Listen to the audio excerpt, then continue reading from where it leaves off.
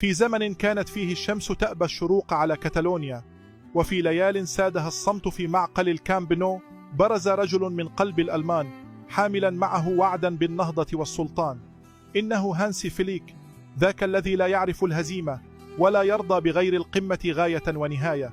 يا من أعدت المجد للديار وجعلت من البلوغرانا نجما في المدار، بك تفتخر الملاعب والسجلات وتروى عنك أعظم الحكايات.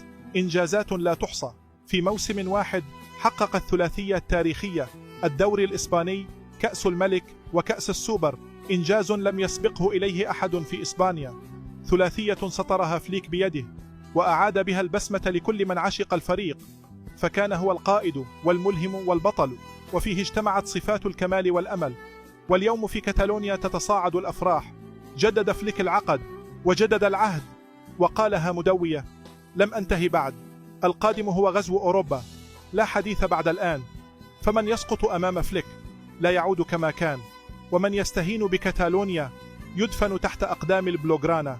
هانسي فليك هو الثورة، هو الفكرة التي تحولت إلى إعصار، هو المدرب الذي كتب المجد بالحبر الألماني وطبعه على جبين التاريخ الكتالوني. هانسي فليك اسم سيخلد في سجلات التاريخ، وسيبقى نجما ساطعا في سماء برشلونة. فهو الرجل الذي أعاد الحياة للفريق، وجعل من الحلم واقعا ملموسا، ومن المستحيل ممكنا.